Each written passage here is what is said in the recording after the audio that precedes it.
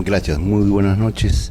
Vamos a comenzar este curso denominado Inscripción de Transferencias de Propiedad Inmueble. Inscripción de transferencia de bienes inmuebles, ¿no? Esto va a ser nuestro tema, ¿no?, a lo largo de este curso. Y vamos a tratar, ¿no?, en este curso entonces varios actos, ¿no?, que transmiten derechos. Para comenzar, creo yo que debiéramos diferenciar qué cosa es una adquisición de derechos y qué cosa es una transmisión de derechos. Hablamos, ¿no?, de bienes de transferencia y propiamente lo que debiéramos tratar acá es la propiedad. En principio, cómo se adquiere la propiedad y cómo se transfiere la propiedad. Desde esta perspectiva vamos a tener dos gráficos muy importantes que nosotros debiéramos siempre tener en cuenta. La propiedad se puede adquirir, ¿no?, de la siguiente manera: de modo propio con referencia a la cosa, o por actos entre vivos, dicen, ¿no? Y también puede ser mortis causa. Pero aquí hay una persona que transmite un derecho y otra persona que adquiere el derecho. Entonces, se dicen que hay formas de adquisición originaria y formas de adquisición derivada. ¿Qué quiere decir eso? La forma originaria típicamente se grafica de esta manera, originaria, ¿no? Mientras que la adquisición derivada se grafica de esta manera. A la adquisición derivada también se le conoce como transferencia. ¿Transferencia de qué? De propiedad, transferencia. Miren, en todo caso, vamos a circunscribir y resumir, ¿no?, nuestro tema de transferencia de propiedad, ¿no?, en dos esquemas. En este caso ya no sería transferencia, sino sería adquisición. Uno adquiere la propiedad de forma originaria o de forma derivada. Cuando uno adquiere de forma originaria, no hay un sujeto que transmite la propiedad. No hay un sujeto que antes tenía la propiedad, que ahora renuncia a la propiedad para que sea transmitida, ¿no?, al adquiriente. De ninguna manera.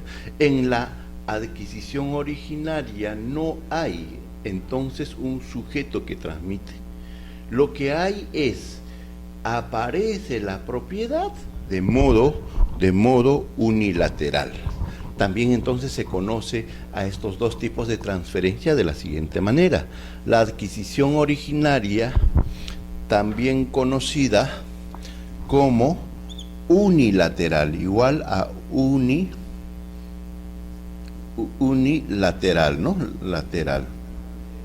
En cambio, a esta también se le conoce como un acto bilateral, o multilateral le llaman también algunos, ¿no? Pero aquí hay más de dos voluntades. Aquí hay solamente un acto, una parte. Aquí hay más de una parte, aquí solo una parte. Bien, a ver, adquisición originaria entonces. Por la adquisición originaria, el propietario adquiere, ¿no?, la propiedad sin que otro lo transmita. Típico caso. Entonces veremos acá a lo que se denomina la apropiación. La apropiación. ¿Qué cosa es la apropiación?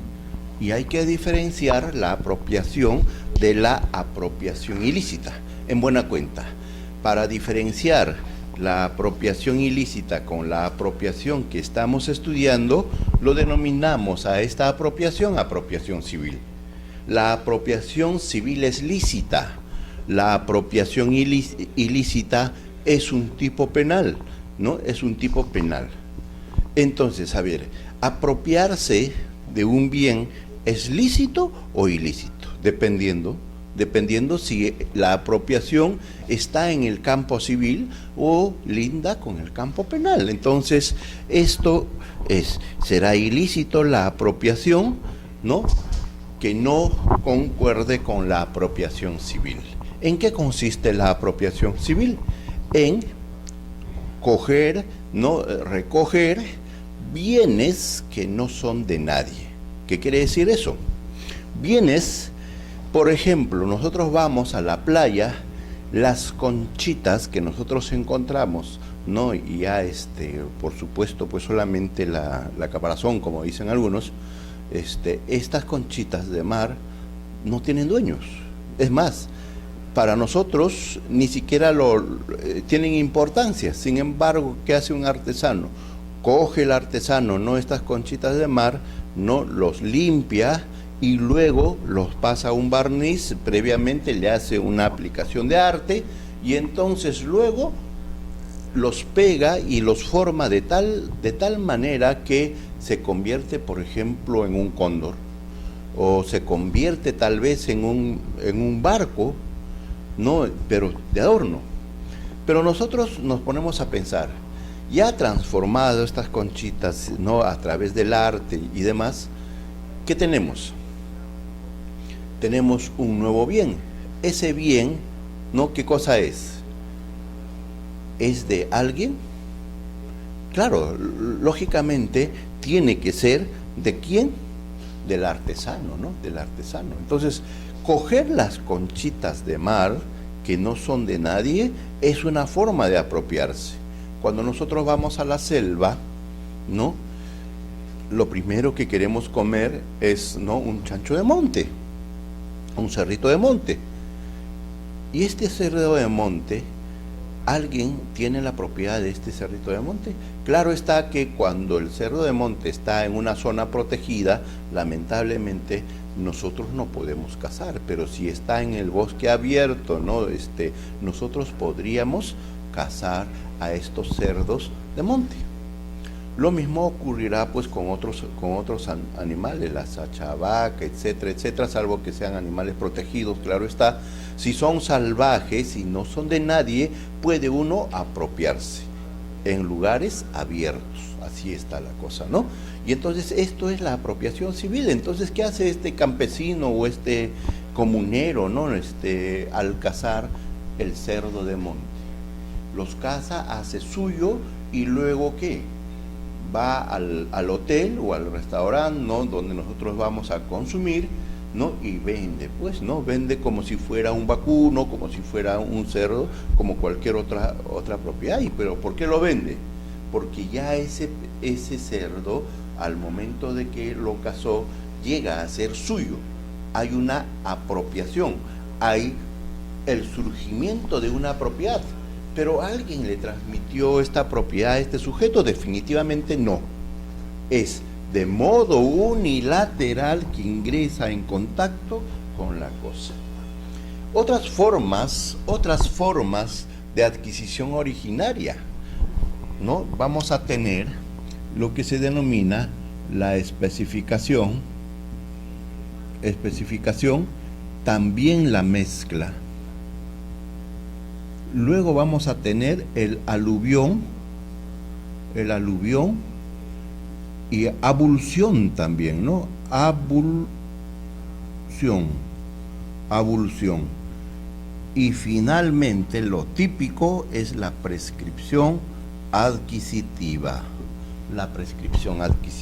Entonces, a ver, veamos, ¿cuáles son las formas de adquirir en forma originaria la propiedad? Apropiación civil, especificación y mezcla, aluvión, abulsión y prescripción adquisitiva. A ver, veamos entonces en qué consiste cada una de estas figuras, ¿no? En primer lugar, la apropiación, ya lo tratamos, consiste en hacer suyo bienes. ¿De qué tipo? Muebles, principalmente animales, ¿no? Cosas o bienes que no son de nadie, ¿no? Y claro está que no estén protegidos por alguna ley, ¿no? La especificación, ¿qué cosa es? La especificación nada más ni nada menos es la transformación de un bien en otro bien, ¿no? Con nuevas características, claro está, dando lugar pues a una nueva propiedad. Imaginemos, ¿no? Uno tiene un hilo, ¿no? Este hilo lo coge un artesano, lo transforma en una chompa y ya no es hilo, es una chompa. Esa chompa tiene como propietario ¿a quién? El propietario de esa chompa es el artesano. El Código Civil señala que quien transforma un bien, una materia prima en otro bien, es dueño de ese bien, con la obligación de retribuir el valor de la materia prima al dueño, pues a su dueño, ¿no? Es decir, yo era propietario del hilo, pero el artesano lo transformó. Ahora es una chompa, la chompa es del artesano, pero el artesano tiene que pagarme, ¿no?, la materia prima. En este caso, la materia prima era el hilo. En eso consiste. Entonces, ¿el artesano tenía la propiedad? Antes no. ¿Alguien tenía esa propiedad? No, es una chompa nueva, es un bien creado. Y esa es una manera de adquirir la propiedad. Especificación: cuando se transforma la materia prima en un bien, ¿no?, cuando esa materia prima es de un tercero, hay que abonarle, ¿no?, a ese tercero sobre la materia prima. La mezcla. La mezcla es la unión de bienes dando lugar a un nuevo producto. Imaginemos pues hacer una mezcla de unos aceites, ¿no?, y que el producto de esa mezcla de aceites es un aceite, no sé, pues aromático, ¿no?, de antiestrés, etcétera, etcétera, características que al final nosotros vamos a decir que por esa mezcla se logró un nuevo bien, ¿no? Ese bien, la pregunta sería, ¿de quién es la propiedad? En este caso, es una nueva propiedad, es un nuevo bien, y hay una propiedad, y hay un surgimiento, y ese surgimiento de la propiedad se debe al producto mismo de la mezcla, pero que corresponde la propiedad a quienes fueron, ¿no?, los propietarios de estos bienes mezclados. Entonces, si alguien proporciona un tipo de aceite y la otra persona otro tipo de aceite, se da la mezcla y un nuevo bien, y ese nuevo bien corresponde en propiedad a ambas personas que eran propietarios de los aceites primigeniamente, ¿no?, que luego se mezclaron, pues, ¿no?, de los aceites en propiedad primigenia y que luego se mezclan, ¿no? Eso sería la mezcla. ¿Qué cosa es el aluvión y qué cosa es la abulsión? Ustedes saben que cuando, eso es, ¿no?, un dicho popular, el río suena porque piedras lleva. Piedras lleva tanto así que va haciendo un nuevo tipo de bien. Imaginemos que nosotros tenemos una chacra, ¿no?, a orillas de un río. Por el fenómeno de la naturaleza, podría depositarse hoy una piedra al lado de nuestra chacra, y mañana otra piedra, y así pasan 10 años y tenemos pues más o menos, ¿no?, otro terreno más para cultivar. Tal vez lo ponemos un poco de tierra y podemos cultivar, ¿no? Pero es un pedazo de tierra que se ha adherido a nuestra chacra. Pero de cómo se formó ese pedazo de tierra, se creó, se formó en forma paulatina, lenta, piedra por piedra, ¿no?, día a día, ¿no?, y a lo largo del tiempo, ¿no?, 10 años, 5 años, se formó esa porción de tierra. Y a esto denominamos aluvión. ¿Qué cosa entonces es un aluvión? Es, ¿no?, la adherencia de un pedazo de terreno a otro, pero por el fenómeno del recorrido del río que paulatinamente formó esta porción de terreno. En cambio, la abulsión es un fenómeno diferente y contrario al aluvión, ¿no? ¿En qué consiste la abulsión? Consiste en desprendimientos de áreas de terrenos que se ven unidos a nuestra chacra. En este caso es la misma chacra que nosotros tenemos. El primer ejemplo era que paulatinamente, piedra a piedra, en el tiempo, no se ha logrado no ubicar un terreno. Pero en este caso de la abulsión es un fenómeno diferente. Ustedes saben que cuando hay épocas de lluvia, ¿no?, las lagunas que hacen rebalsan y entonces llevan pues mayor cantidad de agua por el río. Y no falta ahí que la fuerza del río desprende un pedazo de tierra y lo une pues a nuestra chacra, ¿no? Y ese fenómeno de unión de ese pedazo de tierra con la chacra, a eso se llama ¿no?, la abulsión. Los fenómenos de aluvión y abulsión son fenómenos inversos, ¿no? Son adherencias de pedazos de tierras a la chacra, ¿no? Uno paulatino y mientras que el otro es brusco, ¿no?, de manera brusca, repentina, y está unida ahí, ¿no? El fenómeno es el mismo, pero simplemente uno se da paulatinamente y el otro de manera brusca, instantáneamente, ¿no? Esos son los fenómenos. Pero cuando nosotros nos damos cuenta, el uso popular, dicen, ¿no?, hubo aluvión en Chosica. ¿Acaso hubo un desprendimiento, adherencia de tierras, ¿no?, en otra porción de tierra de manera paulatina? No. Más bien la noticia está recalcando y haciéndonos ver que son desprendimientos, ¿no?, bruscos, instantáneos, ¿no? Y en realidad nosotros estamos viendo, ¿no?, en ese actuar, si nosotros habláramos técnicamente, jurídicamente, estamos hablando al revés, ¿no? Cuando debiéramos decir que en Chosica hubo abulsión, estamos diciendo que es un aluvión. El aluvión es lento, paulatino, la abulsión más bien es brusco. Cuando hay estos huaicos, hay adherencia de pedazos de tierra en otro. Eso es abulsión, no aluvión. Y finalmente, ¿no?, otra forma de adquirir en forma originaria es la prescripción adquisitiva. ¿En qué consiste? En que una persona que posee, ¿no?, un terreno o un bien mueble, entonces la prescripción es bien mueble o inmueble, adquiere la propiedad por el transcurso del tiempo, por ejercer la posesión en un transcurso del tiempo, por el plazo requerido y con los requisitos que exige la ley, ¿no? En el plazo que exige la ley y los requisitos también que exige la ley. Entonces, en esto consiste la prescripción adquisitiva. Si nosotros podemos un poco ver las figuras de la prescripción, perdón, de la adquisición originaria, ¿no?, y compararlo con los tipos de bienes, la apropiación se da en bienes muebles. La especificación y la mezcla también se da en bienes muebles. El aluvión y abulsión típicamente son figuras de la propiedad inmueble, y más que propiedad inmueble, de la propiedad predial, de predios, ¿no? Mientras que la prescripción adquisitiva se da tanto en bienes muebles como en bienes inmuebles. Miren ustedes entonces, tratando de clasificarlos por tipo de bienes, la adquisición originaria es apropiación en caso de bienes muebles, especificación y mezcla en muebles, aluvión, abulsión, inmuebles, mientras que la prescripción no corresponde a ambos tipos de predios, de bienes. ¿Por qué he tratado de decir predios?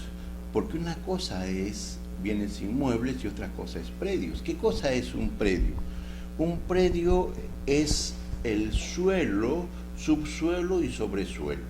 La definición de un predio es, ¿no?, el terreno limitado con medidas perimétricas y área y todo aquello que se une por encima o por debajo de ella.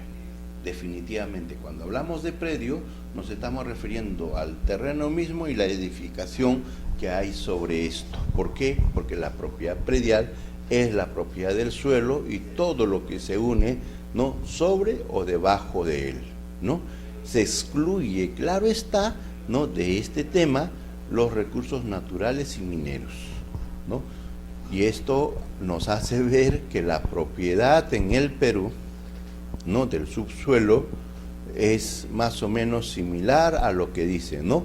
Indio peruano que encuentra oro en su suelo, indio pobre, porque el Estado lo que va a hacer es tratar de quitarle la propiedad del suelo. ¿Por qué? Porque es propietario del recurso natural que está debajo. Indio americano que encuentra petróleo en su subsuelo, indio rico. ¿Por qué? Porque ese petróleo le corresponde también al indio, ¿no? Al indio. Así está la propiedad, ¿no? Otro día hablaremos sobre cómo es este tema de la clasificación de propiedad, ¿no? Hoy nos estamos ocupando del tema de transferencia y estamos tratando de diferenciarlo con la adquisición de la propiedad. Entonces, uno adquiere la propiedad en forma originaria por este tipo, ¿no?, de adquisición. O también puede adquirir en forma derivada. ¿Y qué cosa es, no, la adquisición derivada? En la adquisición derivada hay un sujeto, hay una persona que tiene la propiedad y que lógicamente lo que está haciendo es renunciar a esa propiedad para transferirlo a una nueva persona. Este sería el adquiriente. ¿Y por qué entonces denominamos transferencia? Porque la propiedad ya no se queda en el anterior propietario, sino que se transmite ¿a quién? Al nuevo adquiriente. Derivada, ¿por qué? Porque ese derecho deriva de otro que tenía ese derecho, ¿no? Bilateral, perfectamente, porque es un acto, ¿no?, que debe estar representada por dos o más partes, donde uno de ellos es el propietario anterior y el otro será el nuevo propietario, lo que no ocurre, como han visto ustedes, en la adquisición originaria. Bien, en algún momento habíamos hecho el curso de inmatriculación y ahí hemos extendido muy extenso el tema de la prescripción adquisitiva, ¿no? Y ahora, en todo caso, ya no corresponde hacer esa diferencia de la prescripción adquisitiva, sino más bien lo que tenemos que es centrarnos en el mundo de la transferencia de propiedad. Hasta aquí, entonces, esta primera introducción, ¿no?, que se refería a cómo adquirir la propiedad. Y la transferencia de propiedad, entonces, nosotros podríamos definirlo como aquella adquisición de la propiedad en forma derivada. Esta forma derivada de transferencia de propiedad, esto ya no nos es útil, nos quedamos solamente con la transferencia derivada o también llamada bilateral, y entonces tenemos este esquema. El centro de esta relación, ¿no?, ¿qué es lo que va a derivar la propiedad de esta persona 1 a la persona número 2? ¿Qué es lo que va a derivar? Podría derivar un contrato de compra-venta. Podría derivar, ¿no?, una donación. Una transacción, ¿no? Una transacción. ¿Qué podría ser más? Una permuta, un anticipo de legítima. ¿Qué podría haber más? Hay una infinidad de actos que podrían transferir la propiedad, donde la persona número 1 renuncia a la propiedad, transmite a la persona 2 y esta persona 2 adquiere la propiedad. En este tipo de adquisición, ¿qué va a pasar? Hay un propietario que lo era, deja de serlo para que en su lugar ingrese el adquiriente, quien debe ser el nuevo propietario.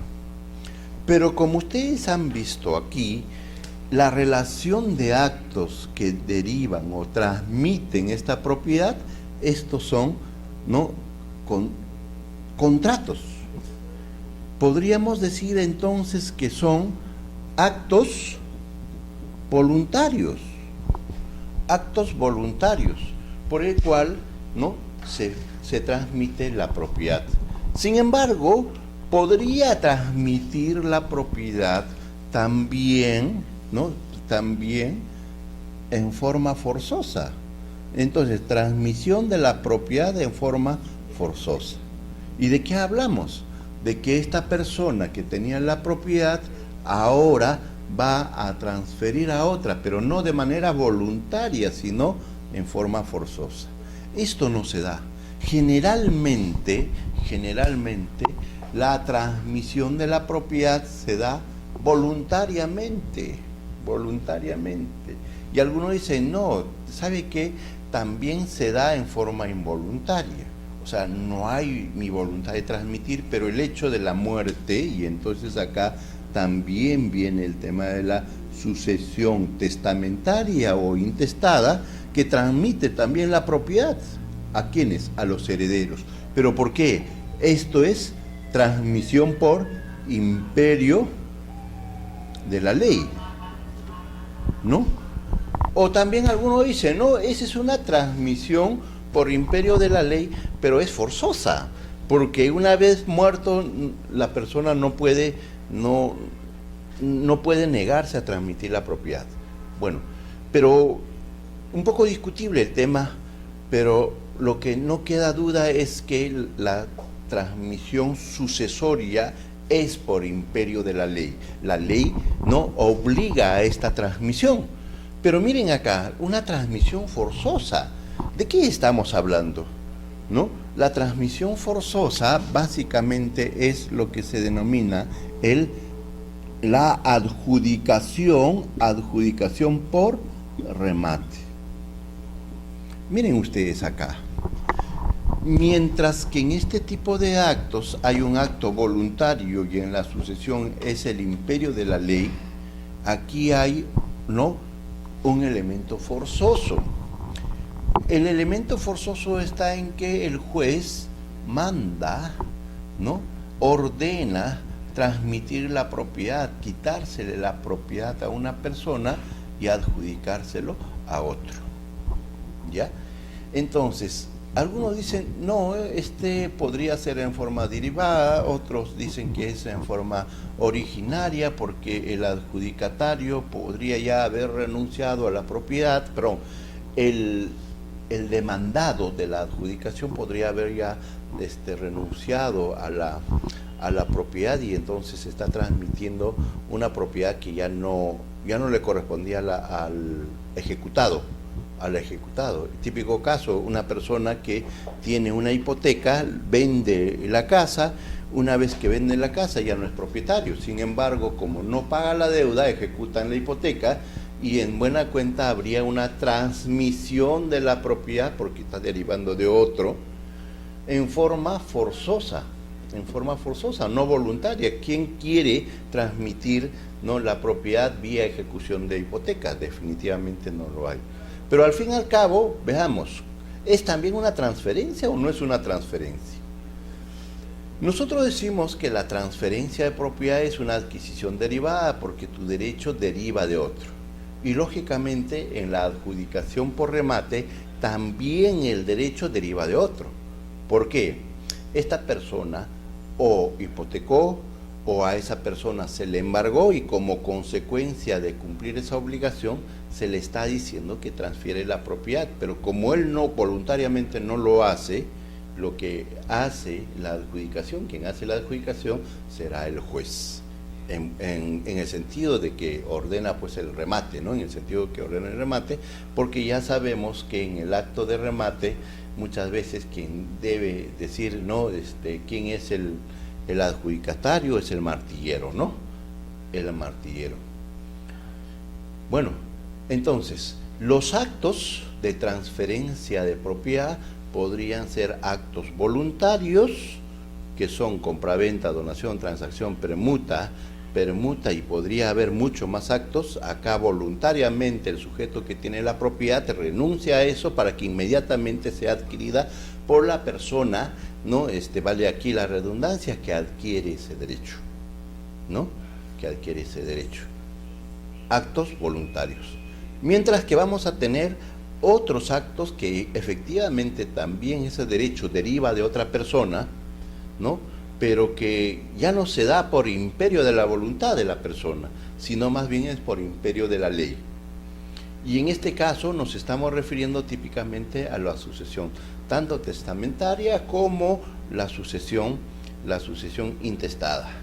Algunos dirán que este tipo de sucesión, especialmente en la testamentaria, debiera considerarse como acto, transmisión por acto voluntario, porque es la voluntad del causante que determina esa transferencia.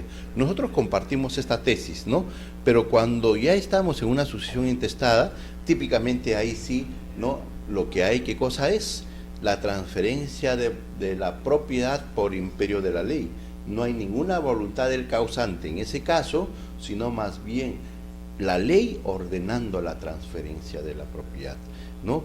Y se comprende que la sucesión testamentaria, cuando hay adjudicación, claro está, porque si no hay adjudicación, también es como solamente una institución de herederos. Y en definitiva, cada quien tiene la propiedad por imperio de la ley y no por imperio del testamento, porque el testamento no dice absolutamente nada. Cuando el testamento tiene institución de herederos y además tiene adjudicación de bienes, ahí sí típicamente hablamos de actos voluntarios. ¿Por qué? Es la voluntad del testador de transmitir de esa manera. Es más, podría el testador estar haciendo uso de su tercio de libre disposición también. Entonces, típicamente cuando la transmisión derivada se funda en un testamento, el testamento no solo tiene institución de herederos, sino adjudicación de bienes, se habla de acto voluntario. ¿Voluntario de quién? ¿No? Del testador. Pero que su lugar, ¿no? Sus efectos están condicionados pues a que este testador muera, mejor dicho. Es el acto de muerte que provoca, ¿no?, que esa autonomía de voluntad tenga efectos, ¿no? En cambio, tenemos otro bloque, ¿cuál es la transferencia forzosa? Aquí no es por el imperio de la ley, si bien la ley ha facultado, ¿no?, que uno hipoteque o que uno embargue a un deudor,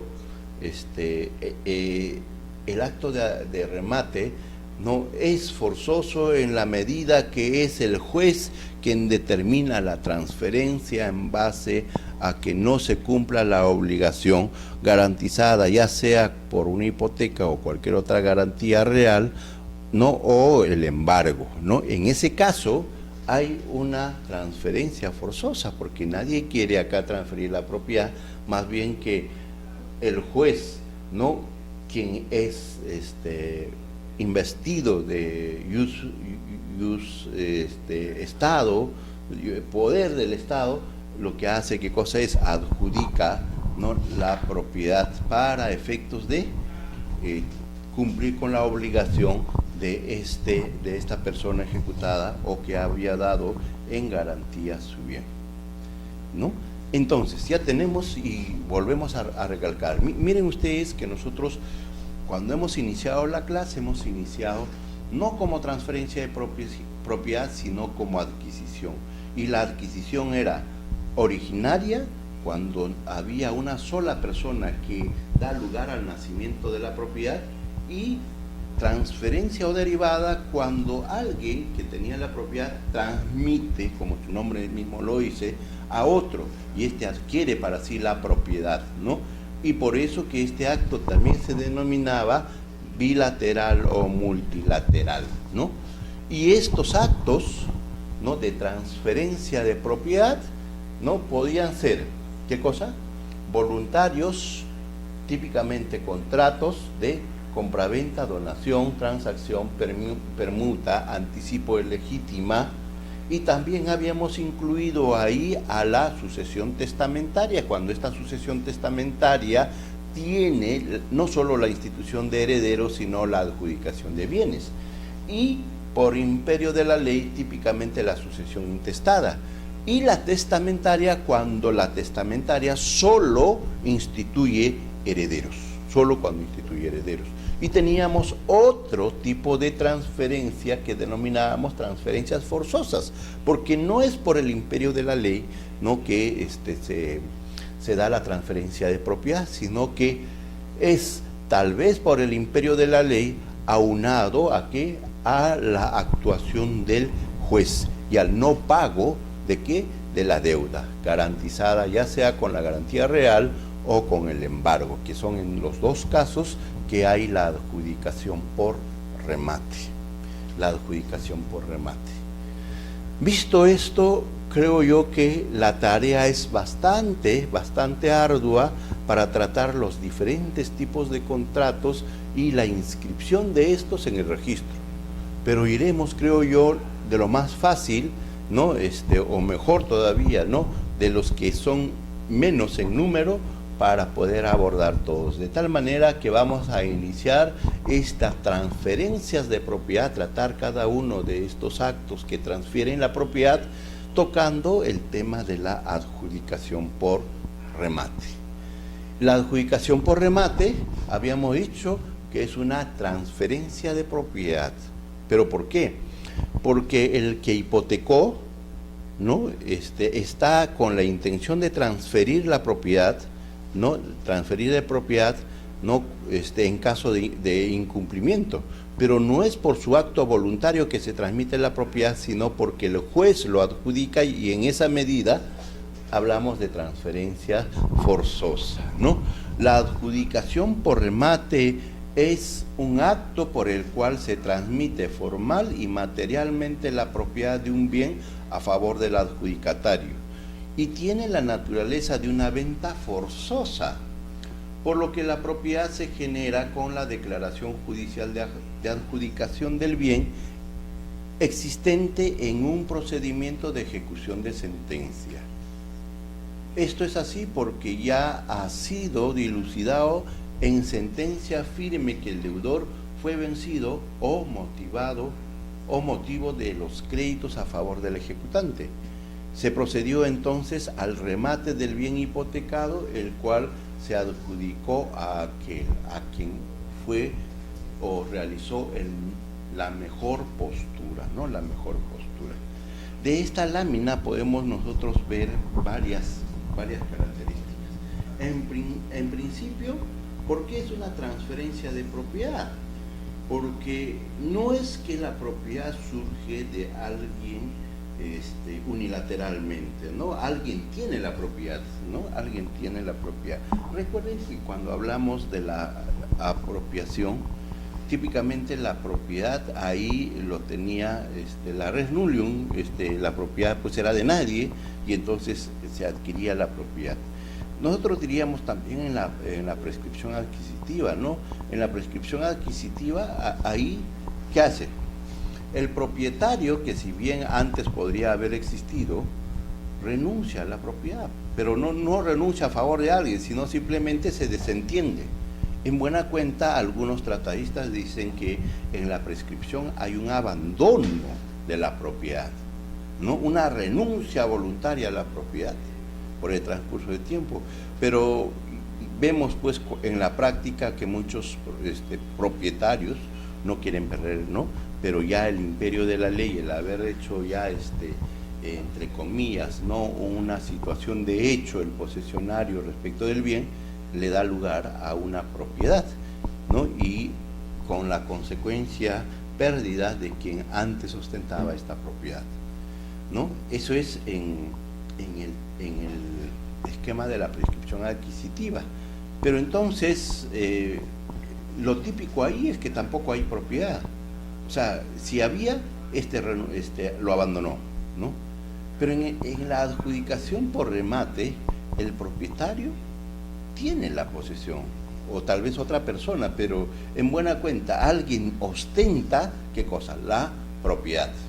¿Por qué digo o otra persona, no? Podría darse el caso de que, habiendo sido hipotecado, el bien haya sido vendido. Entonces, pero como el comprador compró con un gravamen, lo lógico es que esa persona que compró con el gravamen tenga los efectos de una posible ejecución de esa hipoteca, porque la hipoteca es una garantía real que tiende ¿a qué? A garantizar la obligación, una obligación principal. En caso de incumplimiento del deudor de esa obligación, lo que se hace es la ejecución de la garantía. Esto es lo que se tiene, ¿no?, en la hipoteca. Por lo tanto, al momento de nosotros sacar a remate, podría haber otro propietario, pero típicamente va a perder este propietario, ¿no?, la propiedad. Mejor, se le va a cancelar la propiedad. Y algunos dicen, no, no se le cancela la propiedad, lo que hay es una ejecución forzosa, y su nombre mismo lo dice también, ¿no?, ejecución forzosa. Pero hay una transmisión forzada, ¿no? ¿De qué? Una venta forzada, dice, ¿no? Pero no podría haber venta forzada, ¿no? La venta siempre es voluntaria, y forzada entonces ya deja de ser venta. Lo que sí hay es una transmisión forzada. Alguien tiene la propiedad, pero él no lo quiere transmitir. El juez, vía la adjudicación por remate, ordena la transferencia y este señor pierde la propiedad. Por eso se dice que la adjudicación por remate es una forma, ¿no?, forzosa, transmisión forzosa de la propiedad. Pero no podríamos decir, ahí hay que criticar a la doctrina, no podríamos decir venta forzosa, porque si es venta forzosa ya no es venta, ¿no? Ya no es venta. A ver, tenemos acá autores nacionales que definen, ¿no?, qué es un remate. Julio Arévalo León señala que la adjudicación por remate es un acto jurisdiccional mediante el cual el juez competente, adjudicador, declara que la propiedad de un predio o finca se transfiere a una determinada persona adjudicataria, ¿no?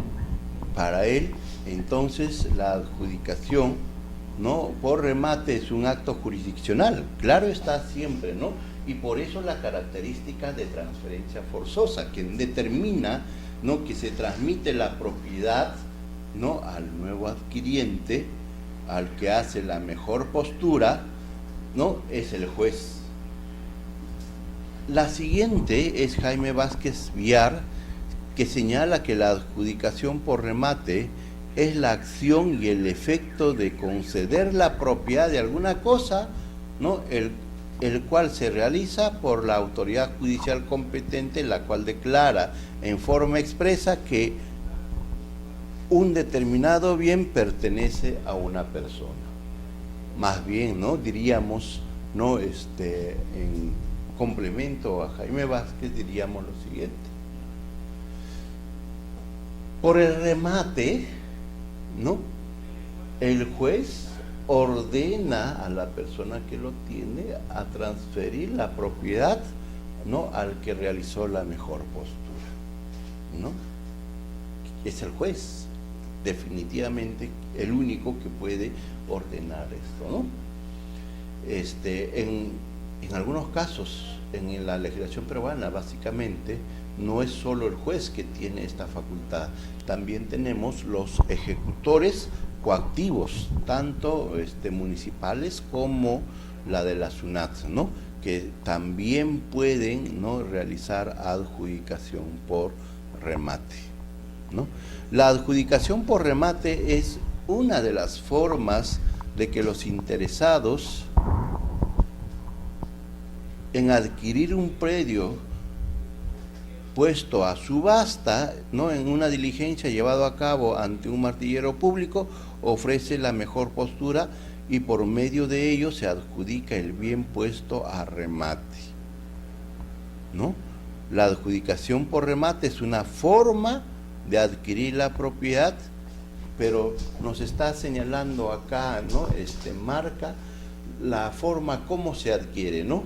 Uno concurre pues a un remate judicial, hace la mejor postura y se le adjudica el bien puesto a remate. Esto es en esencia que hace notar el doctor Marca, ¿no?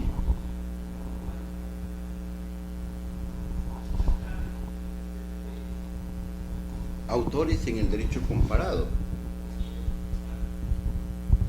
Siburu y Fernández señalan que la adjudicación por remate es una función meramente declarativa de reconocer al definitivo adquiriente, puesto que la venta se perfeccionó con la oferta de precio. ¿Y esto por qué? No, en realidad acá está hablando efectivamente de una transferencia a través de un contrato, ¿no? Y para este autor hay un contrato en definitiva donde pues el juez, ¿no?, ofrece a un público, y este público lo que tiene que hacer, ¿qué cosa es? ¿No? Realizar posturas y se le adjudicará al mejor postor, y por eso señala, ¿no?, acá que la venta se perfecciona con la oferta de precio, ¿no? O mejor oferta de precio sería, pues, ¿no?, en este caso.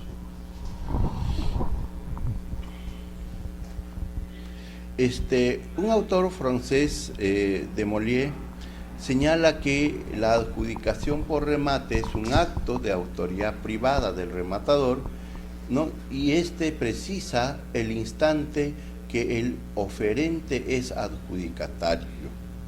Acá más o menos el rematador en Francia está tomado a nuestro martillero, y precisa pues, ¿no?, el ofertante que va a ser adjudicatario del bien. Claro está, ¿no?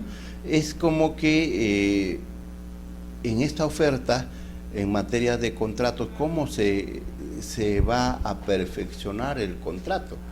En este caso, lógicamente hablamos de que el juez ocupa el lugar del propietario, ¿no?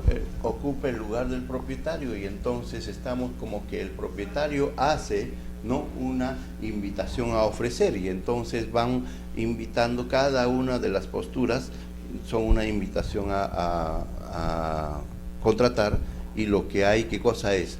El juez, en este caso sería el martillero, va a aceptar la mejor oferta, y cada mejor oferta revoca pues a la otra oferta, y al final el contrato se celebra entre el que oferta, ¿no?, en una mejor postura, ¿no? La que formula la mejor oferta es aceptada por el martillero, y el martillero pues en ese momento se habrá transferido la propiedad, dice, ¿no? En este caso, nuevamente, si bien cumple el esquema del contrato, pero estamos hablando de un contrato entre comillas forzoso. ¿Por qué? Porque se está ocupando el lugar del propietario. En principio debiera ser el mismo propietario que haga todo esto, pero ¿qué propietario va a querer hacer esto para perder la propiedad?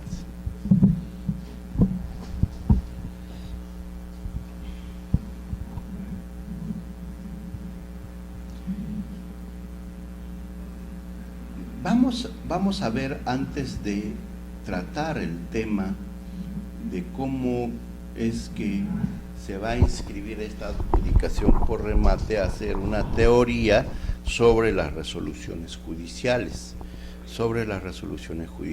¿no? Para esto también sería bueno que tratemos el tema de la calificación de resoluciones judiciales, ¿no? Comencemos en todo caso con este último tema, ¿no? ¿Se puede o no calificar una resolución judicial? Todos nosotros sabemos que conforme el artículo 2011, segundo párrafo, los registradores no pueden calificar las resoluciones judiciales. Y da a entender este segundo párrafo que el registrador solo puede pedir aclaraciones. Y algunos registradores un poco atrevidos señalan que en el fondo pedir aclaración es observar las partes judiciales, ¿no? En buena cuenta podríamos compartir con esta tesis, pero lo real es que nosotros debiéramos diferenciar. Ya una vez que apareció el segundo artículo el segundo párrafo de este artículo 2011, nos hemos olvidado de que cómo era en el pasado. Definitivamente este artículo segundo, este inciso, o este párrafo segundo del artículo 2011, aparece en 1993, cuando el Código Procesal modifica el Código Civil. Y entonces nosotros diríamos acá, ¿por qué fue el motivo de esta modificación? Si antes no existía este párrafo, entonces las resoluciones judiciales podían ser calificadas, y efectivamente se calificaban las resoluciones judiciales. ¿Y por qué este cambio? ¿Por qué el Código Procesal Civil modifica el Código Civil en materia de calificación registral de resoluciones judiciales? Nosotros, si nos ponemos a pensar, el Código de 1912, Código de Procedimientos Civiles, en materia de prueba, acogía la teoría de la prueba tasada. ¿Qué quiere decir esta prueba tasada? Quiere decir que el juez, ¿no?, ante determinadas circunstancias, el ordenamiento jurídico le decía cuál debe ser el fallo, ¿no? A esto se denomina prueba tasada. Mira, si el poseedor, ¿no?, pagó el impuesto predial, pagó también la luz y el agua durante 30 años, entonces el señor es propietario por prescripción. Y no había lugar para interpretar otra cosa. No podríamos decir que mira, ¿sabe qué? Tal vez no había podido pagar si la municipalidad no le permite pagar el impuesto predial, etcétera, etcétera. No, muchos argumentos para decir, oye, ¿sabe qué? No procede, no vale ese pago del impuesto predial. Entonces, otro ejemplo, miren, yo estoy peleando la propiedad, estoy peleando el mejor derecho de propiedad, no con un vecino. Yo tengo una escritura pública y mi vecino tiene solamente un documento privado con firmas legalizadas. Al final, los dos instrumentos de fecha cierta, ¿no? Con el Código de Procedimientos Civiles, como la prueba era tasada, entonces se prefería la escritura pública a la legalización de firmas, a pesar que ambos son de fecha cierta. Entonces, ¿qué pasaba? Que el juez no podía ir contra el ordenamiento jurídico y adjudicar o dar el mejor derecho de propiedad a quien tenía una certificación de firmas, habiendo una escritura pública. Entonces, la prueba tasada consistía en que el juez debía, ¿no?, situar, ¿no?, los hechos, o describir los hechos, y el ordenamiento jurídico lo que hacía, ¿qué cosa es? Darle el efecto jurídico. La prueba estaba tasada. Si ocurre esto, entonces tal solución. Y eso se denominaba la prueba tasada, ¿no? La prueba tasada. Prefería la escritura pública frente a la certificación de firmas. Miren, y tal vez por eso la justicia era mucho más simple, ¿no? ¿Qué persona que tiene un documento privado o un documento con firma legalizada, siendo que el ordenamiento jurídico le dice al juez que tiene que dar preferencia al que tiene la escritura pública, qué persona podría entablar una demanda? ¿Para qué? Para declararse el mejor derecho. Simple y llanamente la persona que adquirió con documento privado, con firma legalizada, tendrá que iniciarle un juicio, ¿no?, al vendedor por haberlo estafado o por, ¿no?, para que lo indemnice, para que le devuelva el dinero y así recuperar su inversión. Pero con el adquiriente no se metía. ¿Y qué pasaba entonces? Se evitaba los juicios, ¿no? Y tal vez por eso la justicia peruana era más fácil, había menos pleitos. En cambio ahora, ¿no?, a partir de 1993, lo que se adoptó es, ¿no?, el sistema de prueba ¿no?, denominada prueba libre, o también denominada la sana crítica, en el cual el juez lo que hace, ¿qué cosa es? Valorar las pruebas en base a su criterio, en base a su razonabilidad. Que dicho sea de paso, esa razonabilidad, esa autonomía privada, esa no es autonomía privada, esa autonomía del juez, ¿no?, dicen que es la conciencia del juez, ¿no? Pero lógicamente, si nosotros recorremos al filósofo Hart, ¿no?, y leemos sus libros, qué lejos estamos de comprender lo que se denomina, ¿no?, la autonomía del juez, la conciencia del juez. ¿Por qué? Porque Hart nos dice que la conciencia del juez no es la conciencia del juez, sino es la conciencia que el juez adopta luego de haberse nutrido del derecho. Claro, todo el derecho en conjunto tiene, como se puede decir, un pensamiento. Si nosotros lo organizamos, lo tratamos y lo comprendemos, todo tiene en el fondo una lógica, tiene un pensamiento. Entonces, cuando el sistema dice que es la autonomía del juez, no es la conciencia del juez, sino la conciencia que surge de haber bebido, ¿no?, lo que es la esencia del derecho.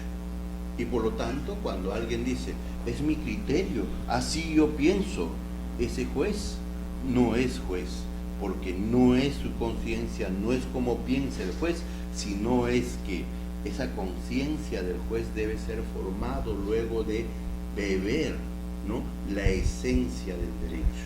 Y en buena cuenta, la autonomía del juez, ¿no?, la conciencia del juez, no es conciencia del juez, sino es conciencia del derecho. Si eso fuera así, entonces sí, pues nos atreveríamos a decir que el nuevo sistema que adoptó el Código Procesal Civil a partir de 1993 tiene, ¿no?, su fundamento. ¿En qué consiste este fundamento del nuevo sistema de prueba? Consiste en que el juez decide, ¿no?, en base a su conciencia, que hemos dicho que no debe ser la conciencia del juez, sino es la conciencia que el juez adoptó luego de beber la esencia del derecho. Y cuando eso ocurre, nuestro sistema va a funcionar bien. Pero en tanto, no, estamos en la conciencia del juez, que a mí no, mi parecer es esto, yo pienso de esta manera, y eso no es lo que el Código Procesal señalaba.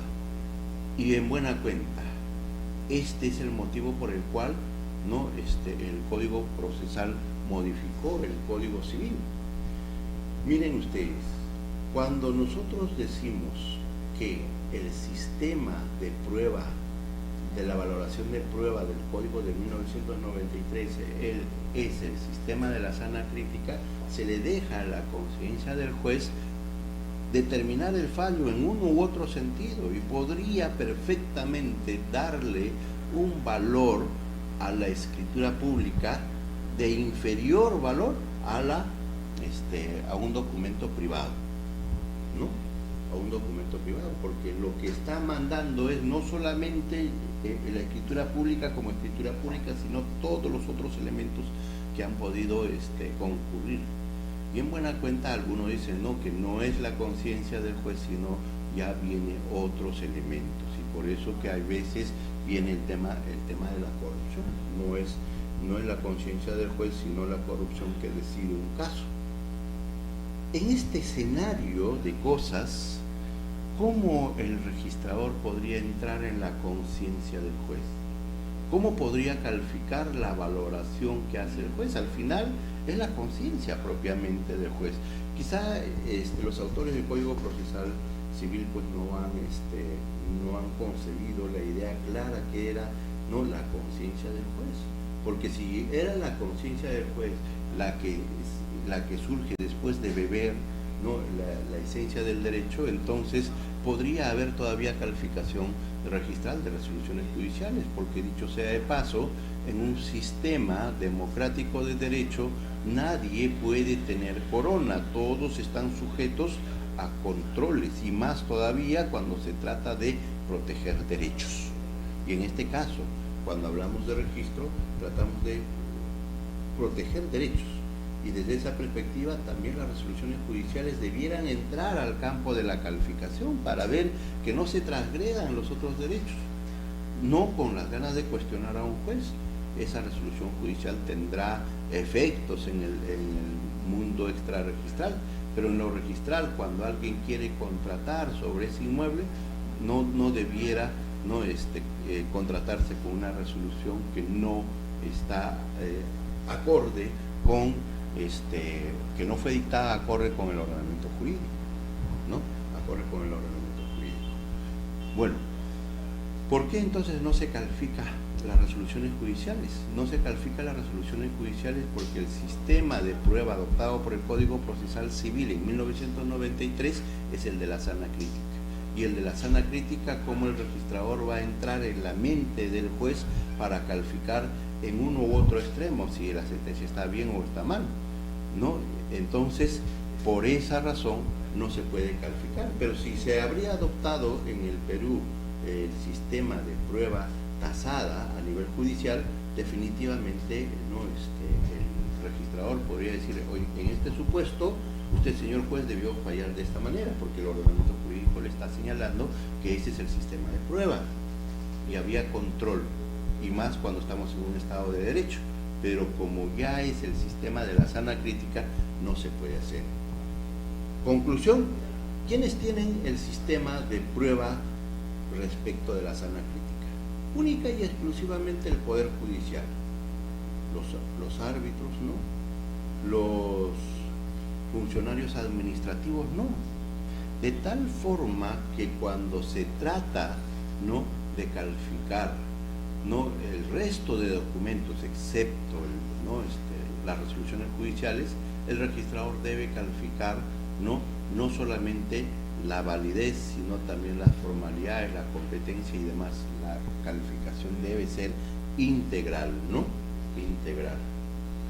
Dicho eso, entonces, ya tenemos que el juez, ¿no?, con su libre arbitrio, no puede dictar una sentencia, y el registrador no puede controlar la legalidad de ese contenido, de la esencia, del fondo de esa resolución. Pero un notario, el notario está regido por el sistema de prueba tasada. Hay un supuesto de hecho, una consecuencia jurídica, y el notario no puede ir más. Él no tiene la sana crítica. Entonces, si no tiene sana crítica, no puede pretenderse que tampoco se califique el fondo, ¿no?, de las prescripciones adquisitivas. El registrador debe calificar el fondo. Si el notario ordena la prescripción, ¿no?, a favor de un copropietario, es a todas luces ilegal, y debe denegarlo y ir a la calificación de fondo, ¿no? ¿Qué más? Respecto al tema de las resoluciones judiciales, vamos a tener el siguiente esquema. Cuando una resolución es firme, cuando una resolución tiene eficacia, y acá viene una discusión siempre en la doctrina. ¿El registro califica validez o califica eficacia? ¿No? Y mucho se ha discutido eso. Se señala que el registrador nunca califica eficacia, lo que califica es validez. Pero no nos damos cuenta que al calificar la validez, también calificamos, ¿qué cosa? La eficacia. El acto que es válido, per se, ¿no?, de común, es eficaz. Y entonces, al calificar la validez, está calificando la eficacia, ¿no? Y si adviertes en el documento, al calificar, que el acto es ineficaz, lógicamente no debiera tener asidero legal. Cuando se trata de resoluciones judiciales, ¿no?, al calificar la validez, no podríamos entrar en el fondo del asunto. Sin embargo, cuando calificamos la eficacia, si bien no ingresamos en el campo de la validez del fondo de la resolución, estamos también calificando ese tema. Y el ordenamiento jurídico nos señala que la resolución judicial, y esto está textualmente señalado en el artículo 123 del Código Procesal Civil, ¿qué dice? Dice que, ¿y de qué trata este artículo? ¿No? Este artículo trata de la cosa juzgada, y dice que la cosa juzgada, que es la resolución última, ¿no?, que define el asunto, ¿no?, la cosa juzgada, para que tenga efectos para una persona, esta persona tiene que haber sido parte de la demanda. ¿Cómo? Conclusión: no puede tener efectos una sentencia para una persona que no ha sido parte del proceso. En conclusión, solo si yo he intervenido en el proceso, puedo, ¿no?, ser compelido a cumplir una resolución que se dicta en ese proceso al cual yo he sido demandado. Pero este artículo 123 también dice, ¿no?, la sentencia, la cosa juzgada, tiene efectos para quienes han sido parte o para terceros que han sido notificados. Claro está, oye, te notifican, ¿no?, de un proceso, tú no participas, y lógicamente ya sabrás por qué renuncias a tu derecho a la defensa, pero lógicamente te tiene que caer los efectos de la sentencia porque se te comunicó con la demanda. Y también dice, también tiene efectos para quienes no deriven sus derechos de aquellos que están en proceso, pero que son los menos. Pero en principio, o tú debes ser parte, ¿no?, del proceso, o tienes que haber sido notificado del proceso. Que no te hayas defendido es problema tuyo, ¿no? En esos casos, ¿qué pasa? La cosa juzgada tiene efectos. Y la pregunta es, ¿y qué pasa con los autos o resoluciones que no tienen la calidad de cosa juzgada? Si la cosa juzgada, que es lo más grave, lo más importante en todo el proceso, tiene que haber sido, ¿no?, notificado, o la persona tiene que haber sido parte del proceso, si eso debe cumplir para la cosa juzgada, para un auto u otro, con mucha más razón, definitivamente, ¿no? Un auto o una resolución cualquiera no puede tener eficacia para la persona que no ha sido parte del proceso, que no es parte del proceso, o que no ha sido notificado con la demanda. Esto es la perspectiva del artículo 123. En conclusión, en materia de calificación de resoluciones judiciales, debiéramos ver si el acto es eficaz o no es eficaz, ¿no? Y eso no nos abre la puerta, nos dice, el acto no es eficaz para la persona que no ha sido parte de la demanda, parte del proceso, ¿no? Y tampoco esta demanda será eficaz, perdón, estas resoluciones o sentencias serán eficaces cuando ha habido medios impugnatorios. Entonces, lo primero, por sí mismo expedido, la resolución judicial por sí mismo tiene eficacia, pero no tiene eficacia para quienes no son parte del proceso o para quienes no han sido notificados con la demanda, para eso. Pero, ¿qué pasa? La sentencia tampoco tiene efectos cuando a ella recae una apelación. Sabemos que las apelaciones tienen, y esto vamos a diferenciarlo, estamos diciendo que las sentencias, debiéramos hablar propiamente de autos. Los autos pueden ser apelados, ¿no?, con efecto suspensivo y sin efecto suspensivo. los autos en general, ¿no? Y acá, entonces hay que ver qué cosa es un auto y qué cosa es una sentencia, qué cosa es, ¿no? Un decreto.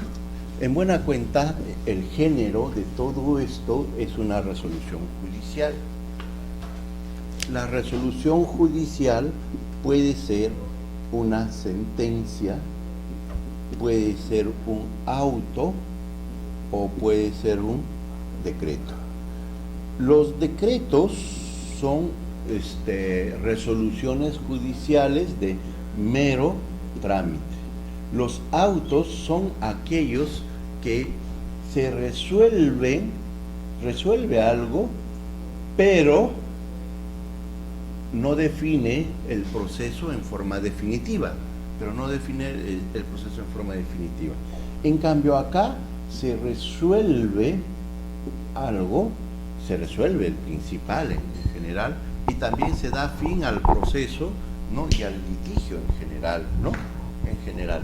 Eso es, ¿no?, lo que tenemos en materia de resoluciones judiciales.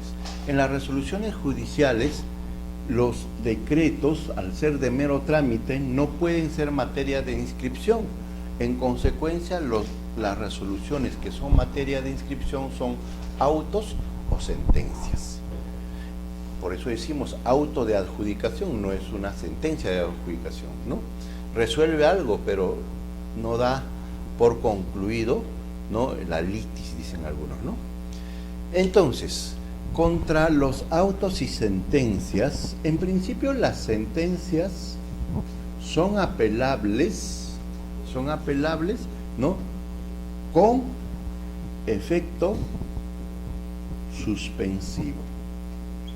Los autos pueden ser con o sin efecto suspensivo y además en la calidad de diferido. El auto o sentencia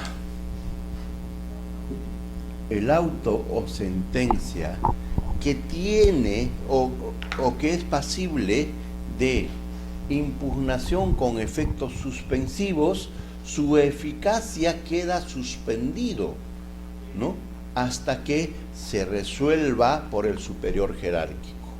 Esto está típicamente regulado en el artículo 368 del Código Procesal Civil. Los autos y sentencias, ¿no?, sobre los que ha recaído, ¿no?, apelación con efecto suspensivo, entonces estos quedan sin efecto, sin eficacia, hasta el momento que se resuelva por el superior jerárquico. Entonces el efecto de la sentencia del superior jerárquico le dará eficacia. Pues si lo confirma, tendrá eficacia. Si no lo confirma, ya no tendrá eficacia. Pero está dependiendo del superior jerárquico. En cambio, cuando se trata de autos sin efectos suspensivos, ¿no?, la ejecución no se suspende. Cuando es en la calidad de diferida, tampoco se suspende. En consecuencia, miren, en primer lugar, esto está regulado, habíamos señalado en el artículo 368, y los autos o sentencias sobre los que recae apelación, no con efecto suspensivo, en el artículo 371, ¿no?, del Código Procesal Civil. ¿Qué dicen entonces? Cuando nosotros tratamos de inscribir, y esto va no solamente al proceso de adjudicación, sino también a los embargos, también va a cualquier tipo de sentencia, un levantamiento de carga, un levantamiento de embargo, etcétera, que viene en función a una resolución judicial, lo primero que tenemos que nosotros analizar es ver sobre este proceso, sobre este auto o sentencia, caen, ¿no?, impugnaciones con efectos suspensivos o sin efectos suspensivos. Si cabe las dos posibilidades, entonces nosotros tenemos que decir con qué efecto no se le concedió. Con efecto suspensivo, ya, entonces esta resolución no tiene eficacia.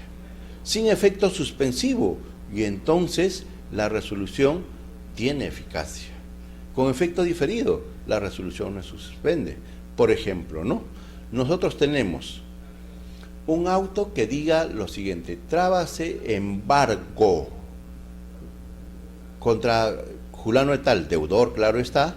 La pregunta es, si el embargado apeló, ¿cuál es el efecto que tiene esta apelación? ¿Con efecto suspensivo? Si es con efecto suspensivo, el embargo no se anota.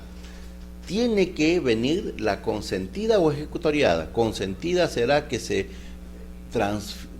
transcurrió el tiempo sin interponer medio impugnatorio, o consentida cuando se agotó la vía judicial. Pues no, se agotó la vía judicial, todas las instancias. Pero el sin efecto suspensivo, ¿qué quiere decir? Yo no necesito ninguna resolución que diga consentida o ejecutoriada, simplemente basta, ¿no?, el auto que ordena el embargo y entonces se inscribe.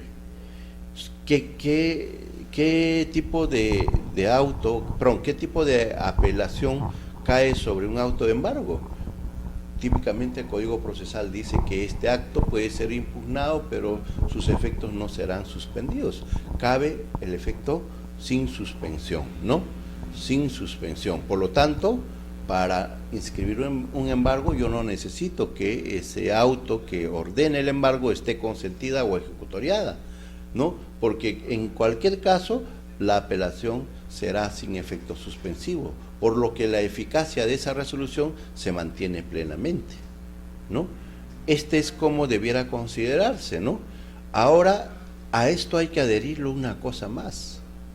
El Código Procesal Civil habla de efectos de cosa juzgada y equipara, lógicamente, a algunas sentencias o algunas resoluciones a este efecto de la cosa juzgada.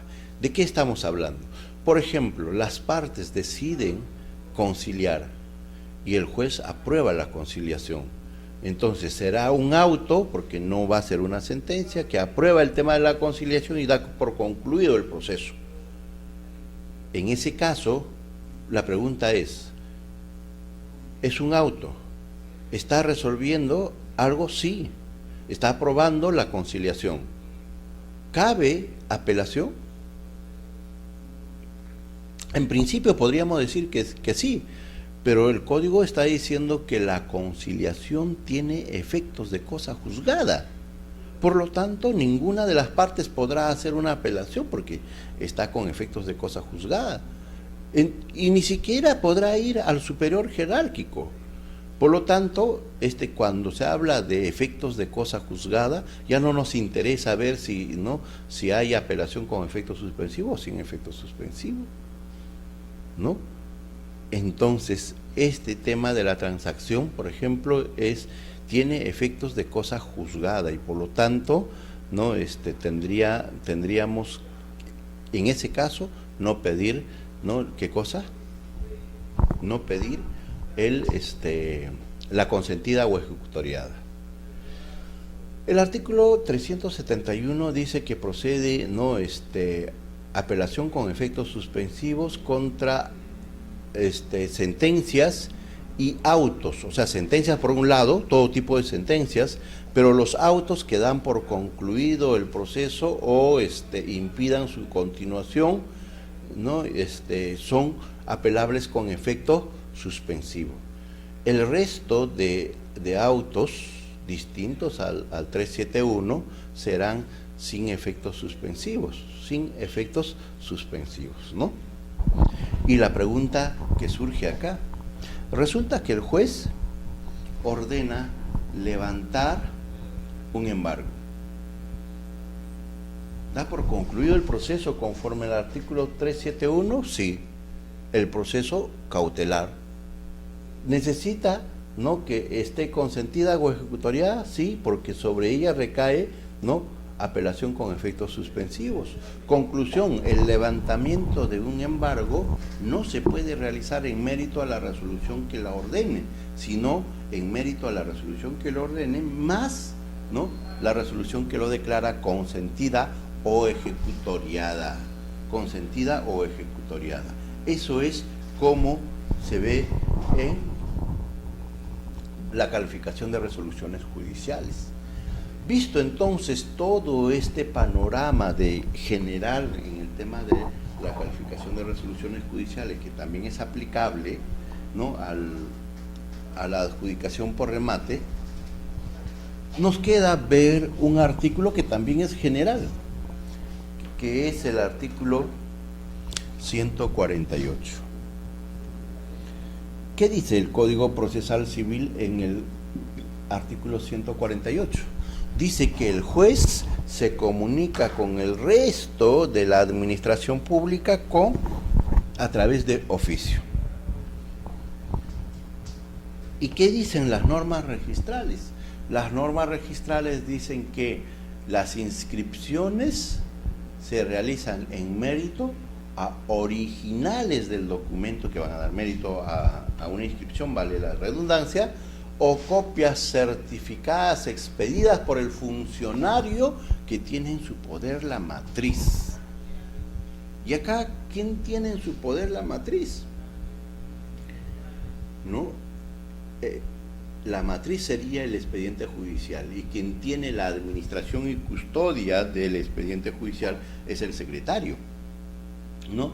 Sin embargo, entonces, si es una dependencia pública, debe presentarse copias certificadas por secretario de juzgado y conforme el artículo 148, oficio, ¿no?, que el juez debe remitir esos partes.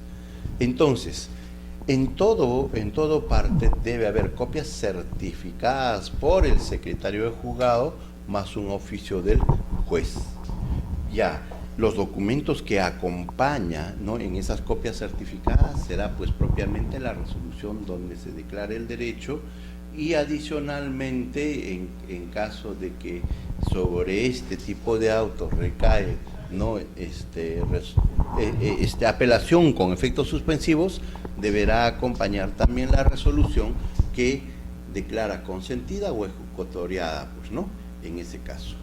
Entonces, desde esta perspectiva, esta lámina nos dice cuál debe ser la formalidad, ¿no?, de presentar los documentos de adjudicación. Dice, ¿no?, formalidad, parte judicial que contiene, en primer lugar, oficio, conforme al artículo 148. Acta de remate, el auto de adjudicación y la resolución que declara consentida o ejecutoriada. Como ven ustedes, ya la cosa ha sido acá totalmente simplificado. ¿Por qué? Porque habíamos dicho que la resolución siempre se va a acompañar resolución de consentida o ejecutoriada cuando se trata de ¿qué? De sentencias o autos sobre los que recae apelación con efecto suspensivo, y lógicamente tratándose de un auto de adjudicación, sobre ello recae pues apelación con efecto suspensivo, y por lo tanto también debe presentarse esa resolución. El acta de remate. El acta de remate será la que se confecciona en el mismo acto de las pujas, ¿no?, de las pujas, y luego de eso habrá un acto de adjudicación, ¿no?, y entonces el mérito por el cual se inscribe una adjudicación por remate es oficio remitido y firmado por el juez directamente. Algunos acompañan ahí la firma también del secretario, no siendo esencial esto. El auto de adjudicación, primero el acta de remate, el auto de adjudicación y la resolución que declara consentida o ejecutoriada. Miren ustedes, el oficio tiene que ir en original firmado por el juez. El acta de remate, el auto de adjudicación y la resolución que declara consentida o ejecutoriada, ¿cómo deben presentarse? Deben presentarse en copias. ¿Por qué?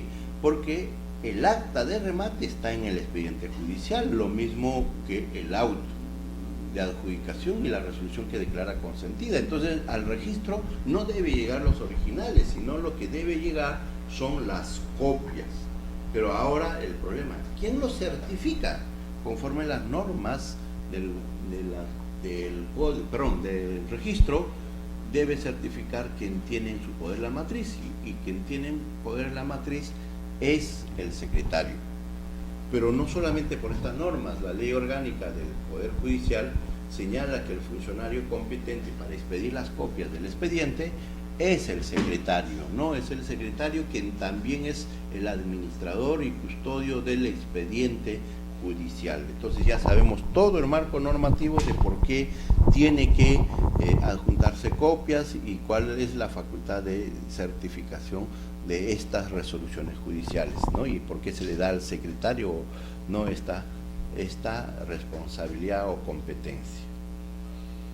La resolución de adjudicación, ya esta es cuestión de fondo, debe hacer una descripción o debe contener una descripción del predio y la identificación del adjudicatario. En cuanto a la identificación del adjudicatario, si es casado, también debe señalar, ¿no?, si la adjudicación es a título de bien propio o a título de bien social. Entonces, y señalar también los nombres del cónyuge, pues, ¿no? Entonces, miren, pareciera que las cosas son fáciles, ¿no? Pero ya vemos acá que tenemos que tener bastante cuidado al momento de redactar una resolución de adjudicación, ¿no? La resolución de adjudicación debe describir el bien en materia de adjudicación. Debe señalar también, ¿qué cosa?, los nombres o datos del adjudicatario. Y cuando se trata de persona casada, por lo tanto hay que señalar el estado civil, ¿no? Si el juez no señala el estado civil, entonces diremos, ¿esta persona está casada o no está casada? Y si está casada, ¿lo estarán adjudicando al cónyuge o no lo estarán adjudicando al cónyuge?, ¿no? Consecuencias: deja sin efecto todo gravamen salvo la anotación de demanda. Además, se levantan las cargas o derechos de uso y o disfrute que se hayan inscrito con posterioridad al embargo o a la hipoteca ejecutada. A ver, esta lámina nos da varias noticias, ¿no? O sea, ¿cómo llegamos al remate? Porque estamos tratando solamente del acto propio de remate, ¿no? Pero ¿cuándo se da lugar al remate? En primer lugar, cuando uno hipoteca y no cumple con la obligación, entonces el acreedor puede ejecutar la hipoteca. Pero uno puede ser acreedor de una persona y esta persona pues no quiere prestar garantía, porque la hipoteca lo constituye el deudor de modo propio, de manera voluntaria. Pero ¿qué pasa si no quiere realizar la garantía? ¿Qué pasa si no quiere realizar la garantía? Lógicamente nos queda el camino de garantizarnos nosotros mismos, y esto se da a través del embargo. Entonces, cuando esto sucede, también podría ir, ¿no?, a ejecución forzosa. ¿Y cuándo se da la ejecución forzosa? Cuando quien tiene embargado su bien o quien tiene una hipoteca no cumple con la obligación, se puede ir a ejecución, ¿no?, por remate, también llamado ejecución forzosa. En estos supuestos son los que se van a una ejecución forzosa o remate judicial, ¿no? Lo que está diciendo nuestra lámina es que cuando eso sucede, ¿qué va a pasar? Yo que compro o que soy adjudicatario de este remate, voy a comprar, pero resulta que tiene una hipoteca. Y entonces el Código Procesal Civil dice, no, se cancelan esas hipotecas. Oye, pero ¿y qué pasa si tiene otros gravámenes? Tiene un arrendamiento, tiene otras cosas ahí, ¿no? También se levantan todas, dicen, ¿no? Excepto la anotación de demanda. Excepto la anotación de demanda. Con referencia a la anotación de demanda, creo yo que tenemos que hacer una aclaración del Código Procesal Civil. ¿A qué se refiere salvo la anotación de demanda? Miren, salvo la anotación de demanda, está tratando de corregir que si el remate se da y puedes, pues, efectivamente adjudicar el bien, pero ¿qué pasa si la propiedad está en un litigio, está en un problema judicial? y se anotó la demanda. Y lógicamente se estaba discutiendo la demanda, pues entonces ahora, ¿era o no era propiedad del ejecutado? Lógicamente, para ver todo esto, lo que el ordenamiento jurídico está diciendo es que la anotación de demanda no se levanta. Pero entonces, la pregunta es, ¿la anotación de demanda de ese proceso o es la anotación de demanda de cualquier proceso? A mi punto de vista es de cualquier proceso. Y si hay 5 anotaciones de demanda, las 5 anotaciones de demanda no se deben levantar. Pero algunos dicen no, que esa anotación de demanda está referida a la demanda donde se está ejecutando. Y lógicamente no se inscribe esa demanda. Lo que se inscribe generalmente es el embargo, ¿no? Y que a partir del embargo se empieza la ejecución. Bueno, en todo caso hay que aclarar eso, ¿no? Se refiere a la demanda del proceso donde se está ejecutando o es a todo tipo de demanda. Nuestro parecer es a todo tipo de demanda porque lo que busca, ¿qué cosa es? Que si hay un litigio judicial, el litigio judicial por sus buenos cauces debiera, ¿no?, concluir, ¿no? Levantar esas anotaciones de demanda habría significado que este juez habría ya resuelto todos los casos, pues, ¿no? Y que ya no hay motivo de resolver los otros casos, porque ya este señor levantó todo y dijo, oye, las sentencias que cualquiera se puede dictar en referente a este tipo de bien ya no vale. Y por eso es que esta anotación de demanda no debiera levantarse, ¿no? No debiera levantarse, pero no la anotación del proceso nada más, sino de toda anotación de demanda que puede existir en el predio, ¿no?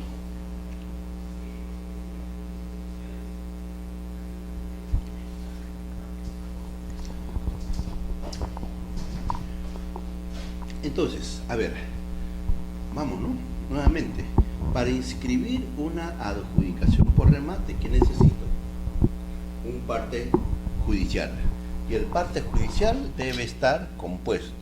El oficio en original, ¿no?, remitido por el juez y firmado por el juez, y copias de piezas procesales. En este caso de la adjudicación por remate, ¿cuáles deben ser las piezas procesales? El acta de remate, el auto de adjudicación, la resolución que declara consentida o ejecutariada la adjudicación, esas 3 piezas procesales. Ahora, esas copias certificadas, ¿quién las debe certificar? El secretario. Un requisito de fondo de la resolución es que debe describir el predio. En caso de no describir el predio, debiera no adjuntarse otro documento que haga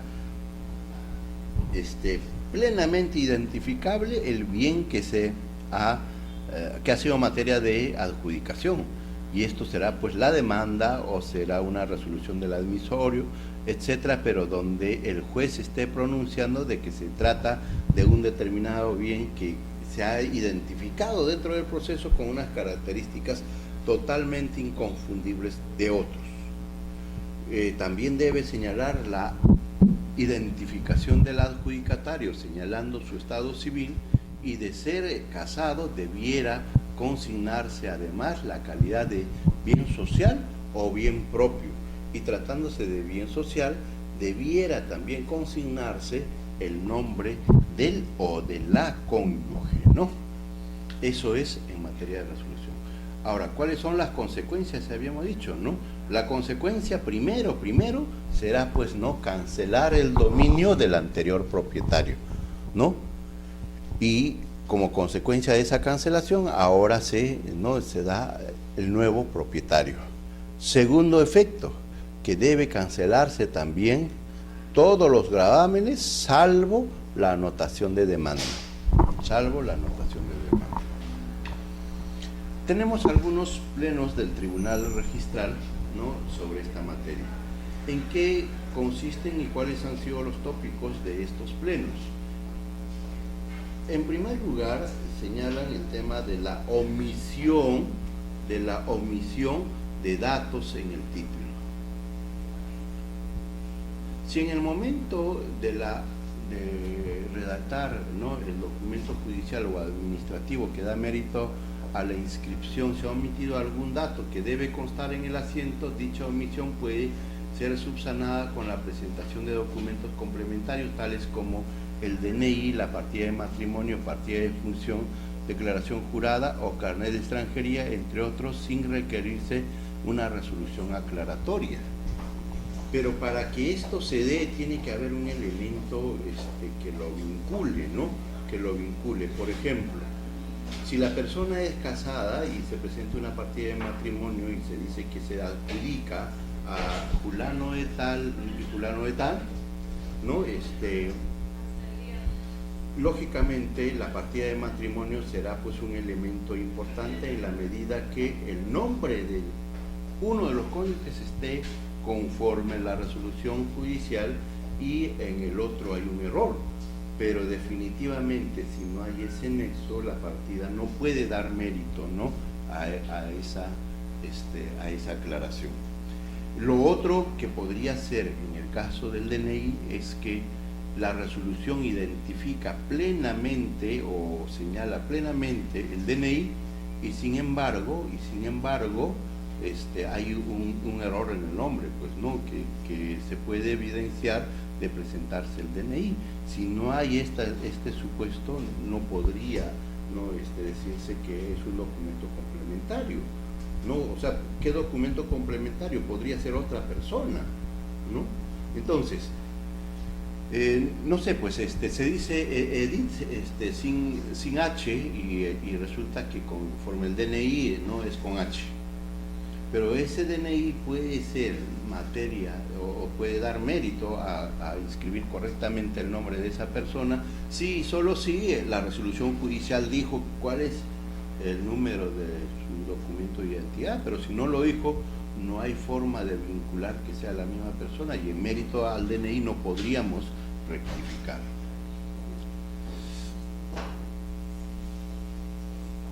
Para presentar, y finalmente en todo caso, para presentar, ¿no?, este acto a la inscripción vamos a tener un formato de inscripción debidamente llenado, vamos a adjuntar copia del documento de identidad y presentar pues el parte judicial que ya habíamos señalado, ¿no?